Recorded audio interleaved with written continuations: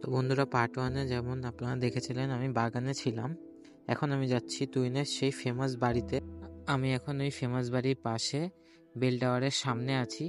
ঠিক এই বেল টাওয়ারের পাশে রয়েছে সেই ফেমাস বাড়ি যেটির কথা বলছি। এটা হচ্ছে তুহিনের ডোমো দি তোরিনো নামে পরিচিত এই বিল্ডিংটি।